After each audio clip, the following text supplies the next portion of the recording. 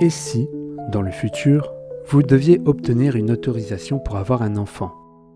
Et si cette autorisation n'était pas délivrée par un gouvernement, ni par des experts, mais plutôt par des enfants? Oui, des enfants. Ceux qui croient encore que manger des bonbons au petit déjeuner, c'est une bonne idée. Maintenant, imaginez un monde où ce ne sont plus les adultes qui imposent leurs règles, mais où les enfants ont leur dernier mot. Un monde où chaque couple doit prouver qu'il mérite d'avoir un enfant en passant un examen, supervisé par des gamins. Eh bien, c'est le concept intrigant du manga Stardust Family, une œuvre qui mélange science-fiction et réflexion sociale pour nous interroger sur la parentalité et les normes imposées par la société. Derrière son apparence de dystopie futuriste, ce manga soulève des questions essentielles sur notre rapport à l'éducation, à l'amour parental et au jugement que la société impose aux familles. Et franchement, on va pas se mentir, si dans la vraie vie on appliquait ce concept, beaucoup d'entre nous se feraient recaler direct. Salut tout le monde, c'est Dainri-san, j'espère que vous allez bien. Aujourd'hui, on va analyser en profondeur ce manga et voir pourquoi il mérite toute notre attention. Allez, c'est parti.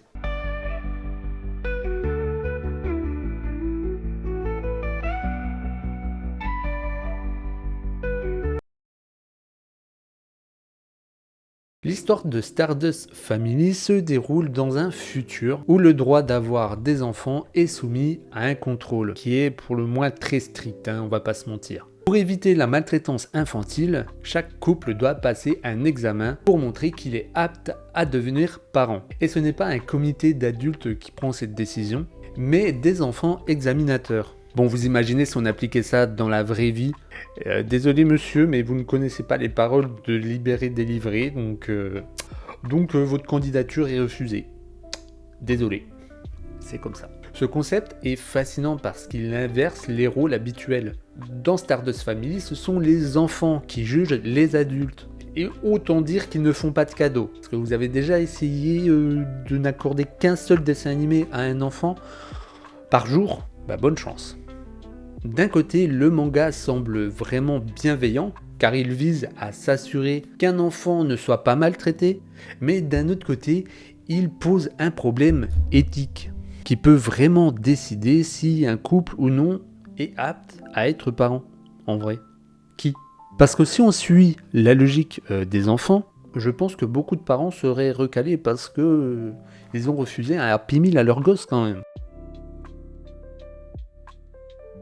Parlons de Hikari, notre héros, notre personnage principal, celui qu'on va suivre dans ces 2 tomes. Il a la lourde tâche d'être examinateur. Et au début, il suit les règles à la lettre. Et il est convaincu que le système est juste et infaillible. Mais plus il avance dans ses missions, plus il doute. Et c'est là que ça devient intéressant. On assiste à une véritable évolution du personnage.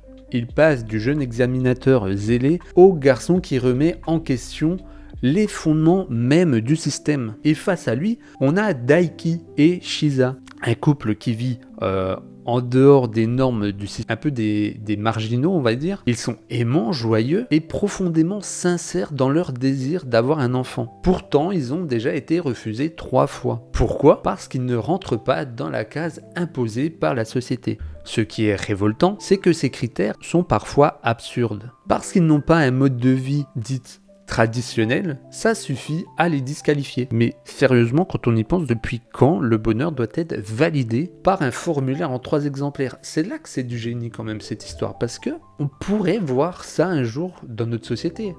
Je ne dis pas que c'est bien, attention. Mais ça me choquerait pas de le voir un jour, honnêtement. Et puis bien sûr, il y a les autres examinateurs. Certains sont complètement convaincus par ce système et d'autres commencent à douter. Et on se rend compte que tout n'est pas si simple. Les enfants examinateurs sont eux-mêmes influencés par leurs peurs, leurs doutes et leurs expériences, bien entendu. C'est ce qui rend les personnages aussi humains et réalistes. Ce manga pose une question existentielle. Qu'est-ce qu'être un bon parent? Avoir un salaire stable, un frigo bien rempli, ou peut-être connaître tous les noms des Pokémon qui existent. Parce que si c'est le dernier critère, en tout cas, il y a certains parents, je vous cache pas, ils sont dans la merde. Plus sérieusement, ce qui frappe dans Stardust Family, c'est sa critique de notre obsession du contrôle et de la norme. Aujourd'hui déjà, dans notre monde actuel, devenir parent n'est pas toujours évident. Il y a des critères stricts pour l'adoption, des jugements sociaux sur le type d'éducation à donner, et ici, ce manga pousse cette logique à l'extrême, en nous montrant un futur où tout est régulé, où le moindre petit écart peut vous empêcher d'avoir un enfant. D'un côté, on comprend l'intention derrière ce système, éviter les abus, protéger les enfants, mais d'un autre côté, il soulève une question fondamentale. La parentalité doit être un privilège réservé à une élite qui coche toutes les cases. À force de vouloir tout réglementer, ne risque-t-on pas de passer à côté de ce qui fait une vraie famille? L'amour, le respect, la capacité à évoluer ensemble. Ce manga nous pousse également à nous interroger sur nos propres critères. Si on nous demandait aujourd'hui de définir un bon parent, serions-nous vraiment d'accord avec une seule définition? Certainement pas. Et c'est bien là tout le problème. Les normes évoluent, mais l'amour parental ne rentre pas forcément dans les cases.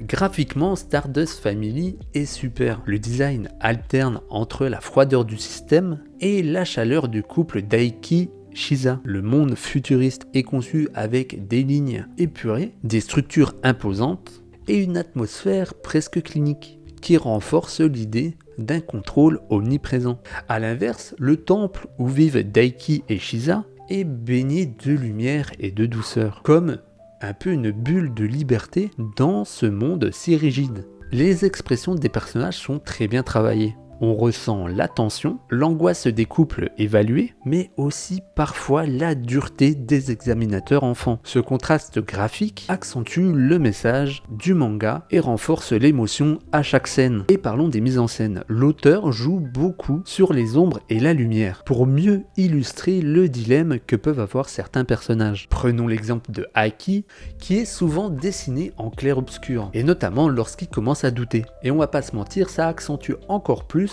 le message que veut nous faire passer son auteur Boroyama Aki.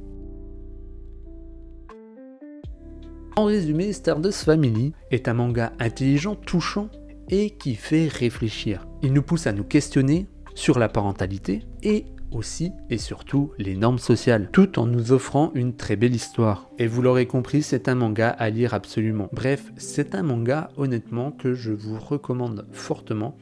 En plus de ça, il est très court, il fait 2 tomes, simple, efficace. Et c'est pourquoi je tenais à vous en parler aujourd'hui en vidéo. D'ailleurs, n'hésitez pas, si vous avez lu cette œuvre, à me donner votre avis en commentaire. Voilà, c'est tout pour cette vidéo analyse Stardust Family. J'espère qu'elle vous aura plu. Si c'est le cas, n'hésitez pas à liker et à vous abonner si ce n'est pas encore fait en activant la petite cloche pour rester informé de la prochaine vidéo qui sortira. Moi, je vais aller préparer la prochaine vidéo et ça sera bien. Voilà.